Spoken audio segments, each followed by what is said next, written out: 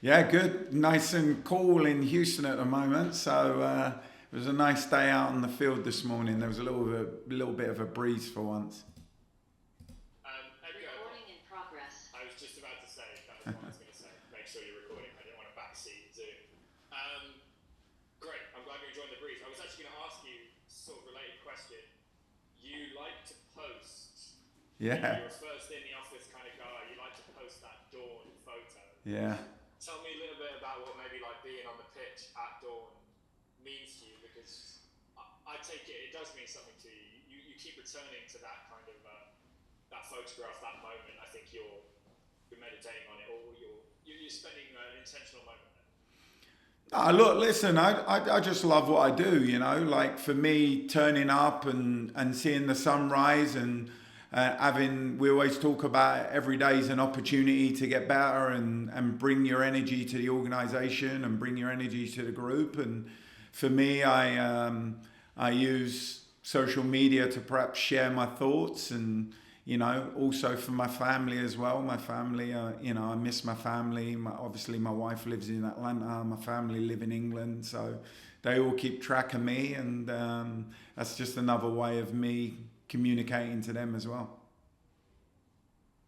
Did the family, I'm sure they're talking to you all the time, but did they reach out more so after the win of the weekend, or send lots of love? No, listen, I have two older brothers. I'm the youngest of three, and they constantly tell me what they think I should be doing and the team should be doing. So um, even my dad gives me advice as well, and even my wife has started giving me advice as well. So this is an ongoing thing, but they're just really proud of me. They're really proud of the journey and where I've been, and they're just happy that I'm in a space where I'm enjoying what I'm doing and where I'm working. So On the squad, you've had double-digit injury or lack of availability lists to deal with. You shouted out the medical staff last week for being a big part of that 3 points. Can you give us any update on the players? I know we're not expecting Tarsi to come back with the shoulder, but maybe Ramona or some of the other players who are more day-to-day. Sophie Schmidt will travel with us. She'll hopefully be able to play some minutes at the weekend. We're not sure exactly how many. Madison Asen will travel with us. As far as Ramona and Tarsi go, we're not sure yet. We still have training tomorrow, so it will be something we look at tomorrow. But yeah, when you look at our medical team, I'll sound like a broken record here, but our medical team's unbelievable. They're literally working 24/7 at the moment, and some of the injuries we've had have just been freak moments where stuff's happened especially with some of our concussions.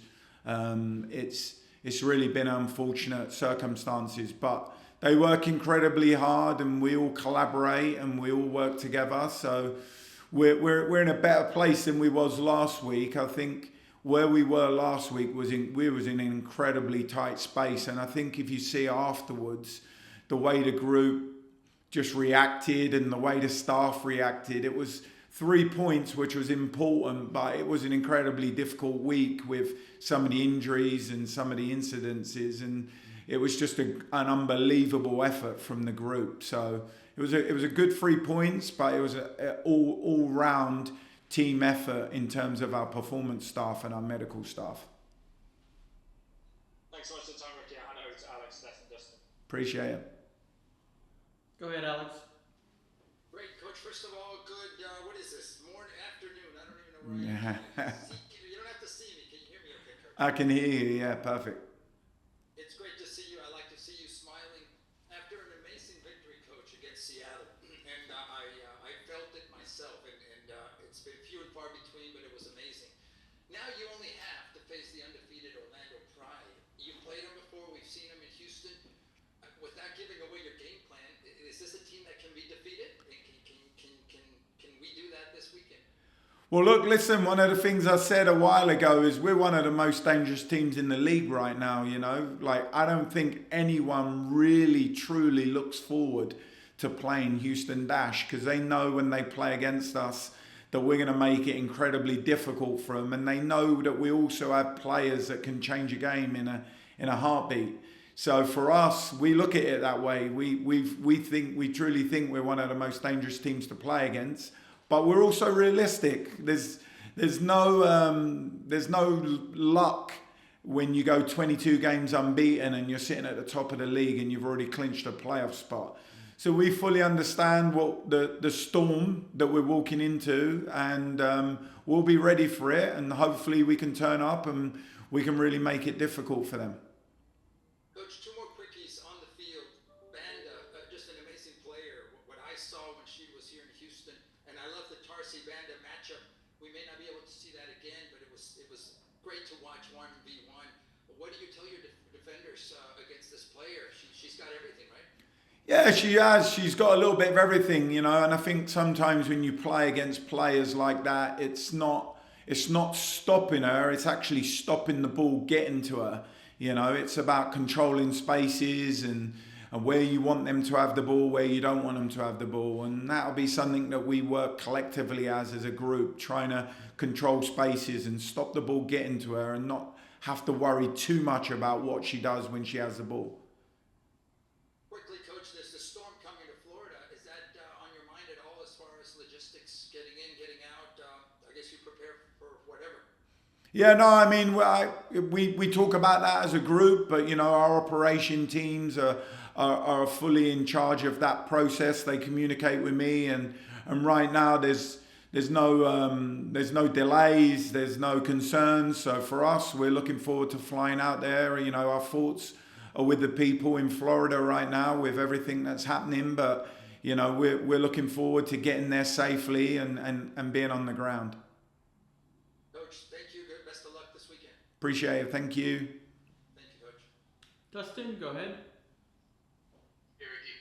Dustin, how we doing? Hey, I just want to ask you about JY. 3 straight starts. She's kind of been forced into the lineup, but a young player. What have you seen from her, just as her development, her growth, getting big minutes recently? Yeah, no, I mean, I think it's been really good for her. You know, one of the things we've spoken about ever since the summer really is, in order to be successful, it's not just about 11 really good players, it's about a village. And I think what you're starting to see now is you're starting to see players like Ryan and JY come back into the team, and it's a smooth transition because they've been a big part of the way we train, how they drive their teammates in training, the way we communicate as a group, as units. Like they're fully in charge of, they're fully involved in that process, So for me, it's really enjoyable seeing them step into this environment and be able to compete and bring a lot to the group. But we also realize that it's one game at a time, and, you know, we've won one game, and this next game is going to be a really difficult game. And for JY, she knows that. She's a very good passer of the ball, one of her strengths. We actually had an individual meeting this morning, and one of the things we spoke about was her passing range. She's very good in possession of the ball, and that's something I think she continues to show for the group. So we're excited for her. We're excited for her to continue to play and be a part of that back line. So. And I know you talked about it a little bit after the game, but the back four last game, you guys switched it up a little bit. It seemed like you were pretty set in the back three early in the season. Is that something that kind of as the season goes you progress to, or what kind of got you guys to come out of that? How do you see that progressing? Yeah, for us last week we switched to that because of the circumstance we were in, you know, in terms of a few injuries, and we had 2 concussions, and we just never had the personnel perhaps to play with a 3-back. So for us it was a 4-back last week. We're still waiting on a few players going into tomorrow and travelling, so how we play and what we do will really be determined based on availability. But yeah, last week the 4-back worked for us. 99% of the season we played with 3 at the back and wing backs. So for us it's just a case of sitting down and reviewing what makes sense going into Orlando. Thanks, Ricky. Safe travels. Appreciate it. Thank you. Anything else